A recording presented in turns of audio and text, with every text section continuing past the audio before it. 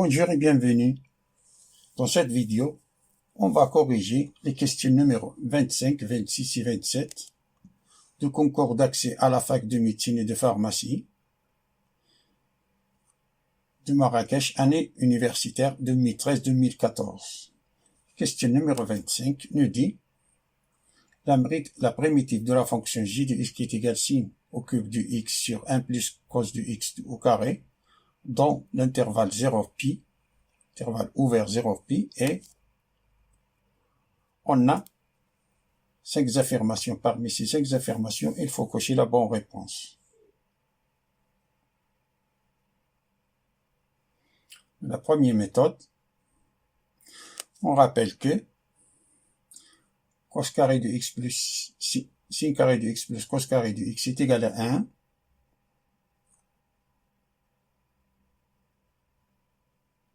Avant de calculer l'intégrale, on va étudier le signe de cos de x de l'intervalle 0pi, qui nous sera utile.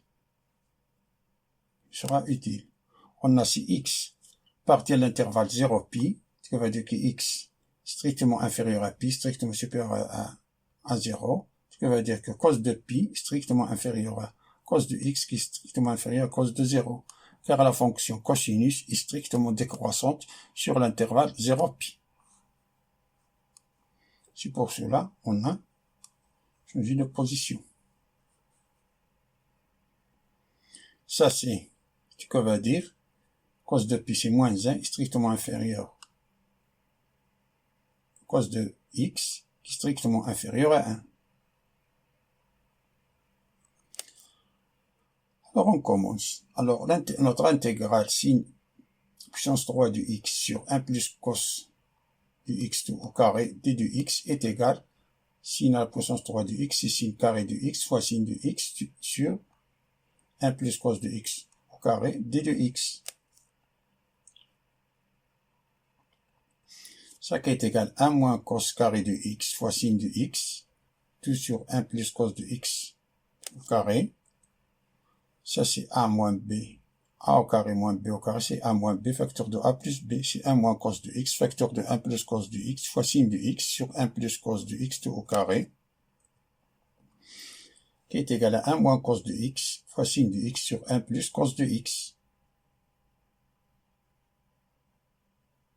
Alors, on a simplifié 1 plus cos de x et 1 plus cos de x, car on a cos de x strictement supérieur à moins 1, c'est-à-dire 1 plus cos de x est différent de 0. Alors on a 1 moins cos de x sin de x sur 1 plus cos de x d de x qui est égal à l'intégrale de sin de x, ça c'est sin de x, moins cos de x sin de x sur 1 plus cos de x. Ça qui est égal à l'intégrale, on décompose cette fraction, c'est sin de x sur 1 plus cos de x, moins l'intégrale de cos de x sin de x sur 1 plus cos de x d de x.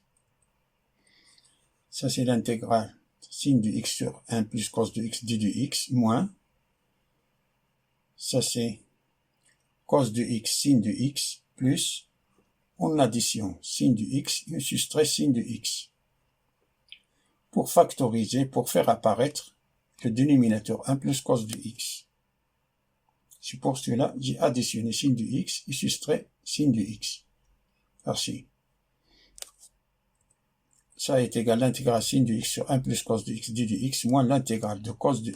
Si on factorise ici par sin de x, c'est sin de x facteur de cos de x plus 1 moins sin de x sur 1 plus cos de x. Ça qui est égal l'intégrale de sin de x sur 1 plus cos de x moins l'intégrale ici. Si on compose cette fraction, si on simplifie les 1 plus cos de x, ça nous reste sin de x plus l'intégrale, on a moins fois moins, c'est plus, sin de x sur 1 plus cos de x d de x. Enfin, qui est égal à 2 fois, ça, cette intégrale, c'est la même. Alors, on a 2 fois l'intégrale sin de x sur 1 plus cos de x moins l'intégrale de sin de x d de x. Qui est égal, comme le numérateur, si on dérive le numérateur, ça nous donne moins sin de x. Ici, pour faire apparaître le signe moins, alors on a ça, c'est moins 2, l'intégrale de moins sin de x sur 1 plus cos de x, On a moins 2 fois moins 1, c'est 2. Moins l'intégrale de sin de x, qui est égal à moins 2, ln, ça c'est ln, en valeur absolue, 1 plus cos de x. Mais 1 plus cos de x est strictement positif. Si on additionne 1 ici, et 1 ici, et 1 ici, alors on a 1 plus cos de x strictement supérieur à 0. Alors c'est pour cela que j'ai débarrassé de la valeur absolue. Alors on a c'est moins 2 ln de 1 plus cos de x plus une constante.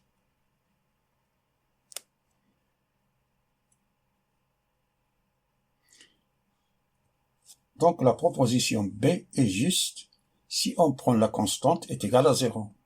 Si on prend la constante est égale à 0, coïncide avec la proposition B.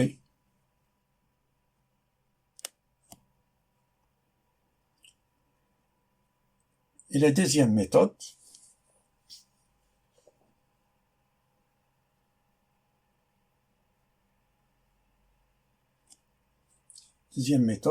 on a l'intégrale sin cube de x sur 1 plus cos de x au carré d de x qui est égal à l'intégrale sin carré de x sur 1 plus cos de x au carré sin de x d de x. Ça est égal, ça c'est 1 moins cos carré de x sur 1 plus cos carré de sin de x d de x. Ça c'est 1 moins cos de x vecteur de 1 plus cos de x sur 1 plus cos de x au carré sin de x d de x. Qui est égal à 1 moins cos de x sur 1 plus cos de x sin de x d de x.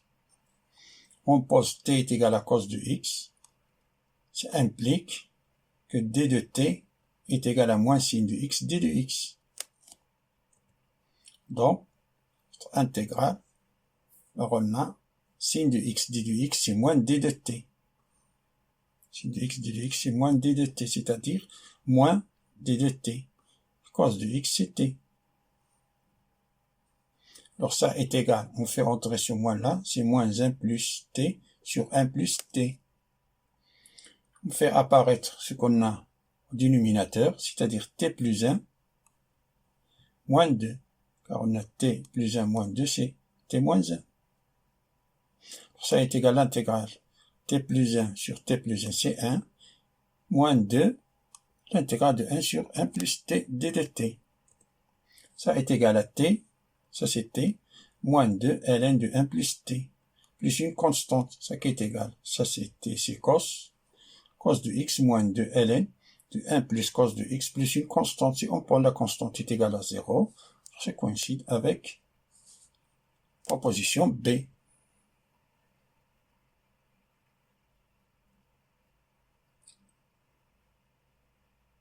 Passons à la question numéro 26.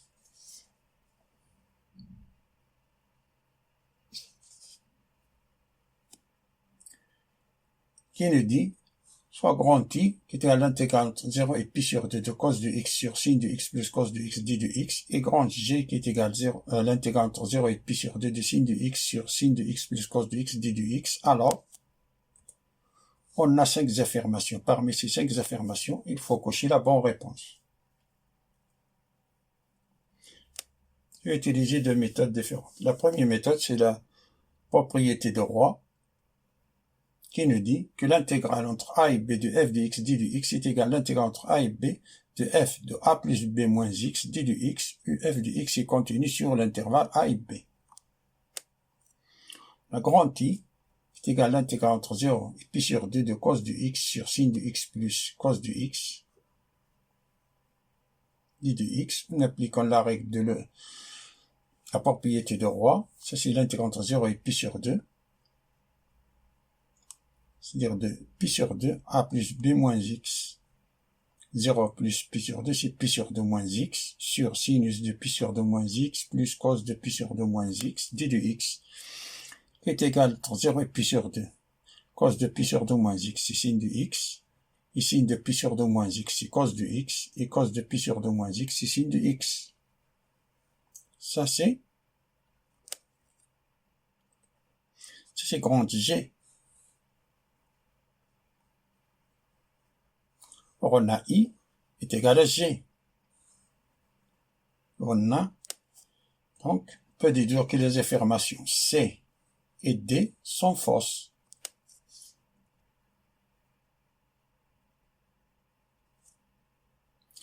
Donc, on a 2 fois I, c'est-à-dire I plus I, si l'intégrale entre 0 et pi sur 2 de cos de x sur sin de x plus cos de x d de x plus 0 pi sur 2 plus I par c'est sin de x sur cos de x plus sin de x d de x. Ça qui est égal à l'intégrale entre 2 fois I est égal à l'intégrale entre 0 et pi sur 2 de cos de x plus sin de x sur sin de x plus cos de x. Ça nous donne 1. Et ça est égal à x. Croissant entre 0 et pi sur 2 qui est égal à pi sur 2. Par suite, I est égal à pi sur 2, c'est pi sur 4. Donc, comme on a ici trouvé que I est égal à J, alors I est égal à pi sur 4 qui est égal à J. Donc la bonne réponse, c'est A.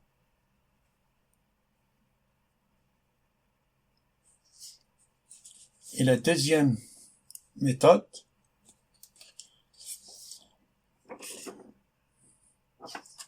on a I qui est égal à 0 pi sur 2 cos de x sur sin de x cos de x et grand G qui est égal à 0 pi sur 2 sin de x sur sin de x plus cos de x. Alors si on additionne I plus G, ça nous donne 0 pi sur 2 de cos de x plus sin de x sur sin de x cos de x d de x qui est égal à l'intégrale entre 0 et 1 de 1 d de x qui est égal entre crochets. Ça c'est 1, de 1 c'est x, 0 pi sur 2 qui est égal à pi sur 2, c'est-à-dire I plus G est égal à pi sur 2. Qu'on va noter par 1. Et moins G, si on calcule et moins G, entre 0 et pi sur 2, ça fait cos de x, moins sin de x sur sin de x plus cos de x. On remarque si on dérive le numérateur, ça nous donne le dénominateur. On dérive le dénominateur, ça nous donne le numérateur. Donc ça est égal à ln, valeur absolue de sin de x plus cos de x entre crochet entre 0 et pi sur 2. Ce qui est égal, pi sur 2 ça c'est 0, cos de pi sur 2 c'est 0, sin de pi sur 2 c'est 1, ça nous donne ln de 1. Moins, on remplace x par 0, sin de 0 c'est 0, et cos de 0 c'est 1, alors on a moins ln de 1. ln de 1 moins ln de 1, 0 moins 0 c'est 0. Alors on a I moins G est égal à 0. Qu'on note par 2. Si on additionne équation 1 et 2, ça nous donne 2i, ça plus ça nous donne 2i est égal pi sur 2. Pi sur 2 plus 1, c'est pi sur 2. Ça a été que va dire que i est égal à pi sur 4. Si on soustrait 1 et 2, 1 moins 2, alors on a 2g, ça moins ça nous donne 2g est égal à pi sur 2. Ce qui va dire que g est égal à pi sur 4. D'où la proposition A est juste.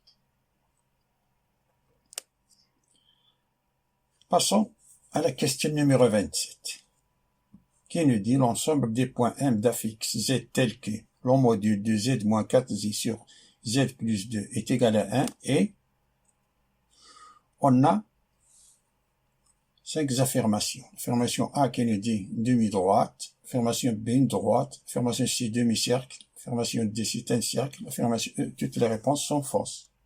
Il faut cocher la bonne réponse. D'abord, soit Z différent de moins 2. Différent de moins 2. Alors, le module de Z moins 4Z sur Z plus 2 est égal à 1 et que va dire que le module de Z moins 4Z sur le module de Z plus 2 est égal à 1. Ça est que va dire que le module de Z moins 4Z est égal au module de Z plus 2. Ça est que va dire que on a la distance entre AM est égale à la distance entre BM. Prenons A d'affixe 4Z, 4I, et le point B d'affixe moins 2.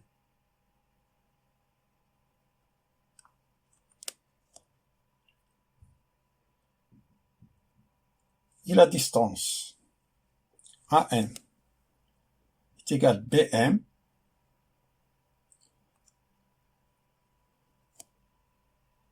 et vérifier si et seulement si le point M appartient à la bisectrice du segment A et B. Si M s'il est là, on a la même distance. Si elle est là, là, on a la même distance. C'est-à-dire appartient à la bisectrice du segment A et B. Donc l'ensemble des points M d'affixe Z tel que le module de Z-4 sur Z plus 2 est égal à 1 est la médiatrice du segment A et B. C'est-à-dire, ça représente une droite.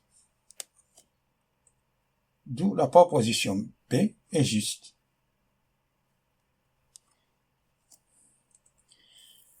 Merci d'avoir regardé cette vidéo et à bientôt.